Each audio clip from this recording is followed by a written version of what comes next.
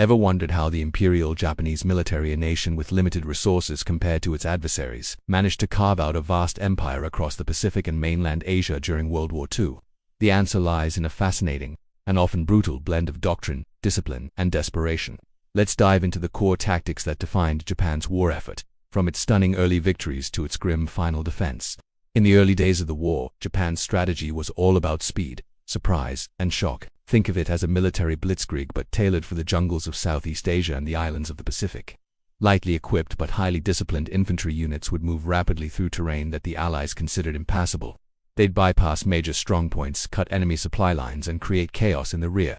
This was perfectly coordinated with naval and air power, allowing them to achieve overwhelming force in specific areas and secure swift, decisive victories in places like Malaya and the Philippines. The goal wasn't just to defeat the enemy army, but to shatter its will to fight through relentless forward momentum. At sea, Japan's grand strategy was guided by a single, powerful idea, Kantai Kessen, or the Decisive Battle. This doctrine was born from Japan's stunning victory over Russia at the Battle of Tsushima in 1905. The plan was to lure the main American fleet across the vast Pacific Ocean. Along the way, this fleet would be worn down, or attrited by a gauntlet of submarines, land-based bombers flying from fortified islands, and smaller, faster naval squadrons.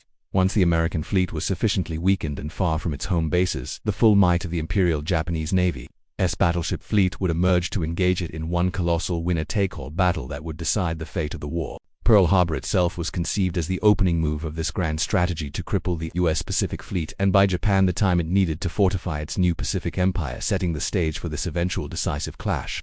On the ground, the spirit of the Japanese soldier was considered a weapon in itself. This manifested in bold, aggressive infantry tactics. The most infamous of these was the Banzai charge. While we often picture these as desperate suicidal rushes, they were initially tactical maneuvers designed to shock and overwhelm an enemy, especially one dug into a defensive position. The idea was that a sudden, ferocious assault, accompanied by terrifying battle cries, could break the enemy's morale and overrun their lines before they could bring their superior firepower to bear. Even when these charges were costly in terms of lives, they had a powerful psychological impact, forcing Allied soldiers to be constantly on guard for a sudden close-quarters fight. This emphasis on offensive spirit was deeply ingrained in every soldier. But Japanese tactics weren't just about head-on assaults. They were masters of defensive warfare, especially when it came to using the terrain. On islands like Iwo Jima, Peleliu, and Okinawa, they turned entire landscapes into fortresses. Instead of defending the beaches, where they'd be exposed to overwhelming naval bombardment, they'd let the Americans land and then draw them into a hellish pre-prepared killing ground inland. They dug vast interconnected networks of tunnels, caves, bunkers, and trenches. These positions were mutually supporting with interlocking fields of machine gun fire. A pillbox that was taken out could still be covered by another hidden position 100 yards away. This strategy was designed to negate America's advantage in artillery and air power, forcing Allied troops into a slow, grinding, and incredibly costly battle of attrition for every single yard of ground. As the tide of the war turned against Japan, its tactics grew increasingly desperate. With its navy crippled and its cities being bombed, the military turned to what could be called the ultimate expression of its morale-based doctrine: organized suicide attacks. The most famous of these were the Kamikaze pilots, who would deliberately crash their explosive-laden aircraft into Allied warships.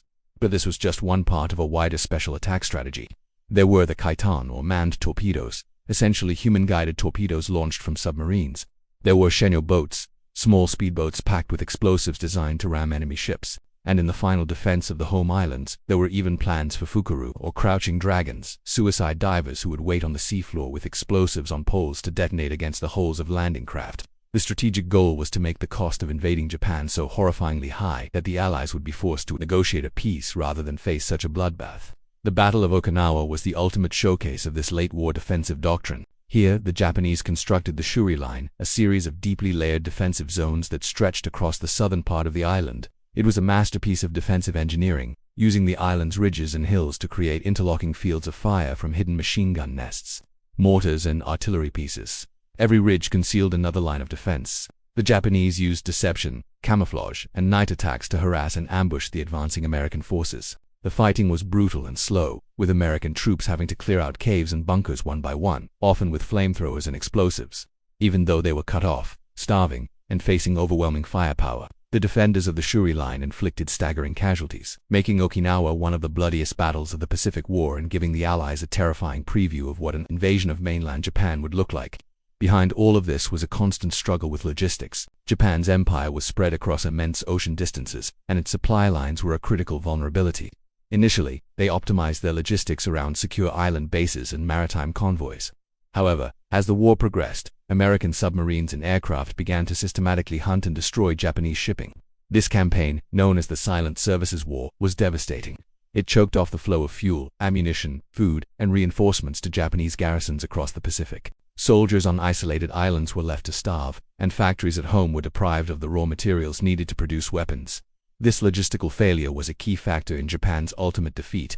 No matter how clever the tactics or how resolute the soldiers, an army cannot fight without bullets, food, or fuel. So, as we look back, we see a clear evolution in Japanese tactics. They began the war with a doctrine of swift, offensive warfare, relying on speed and surprise. As they were pushed onto the defensive, their tactics shifted to a brutal, attritional strategy, using fortified terrain and the unyielding discipline of their soldiers to bleed the advancing allies white. And in the final, desperate phase, they resorted to suicide tactics to inflict maximum psychological and material damage. The very strengths of the Japanese military, its incredible discipline, its focus on morale, and its skill in defensive engineering were ultimately not enough to overcome its strategic weaknesses.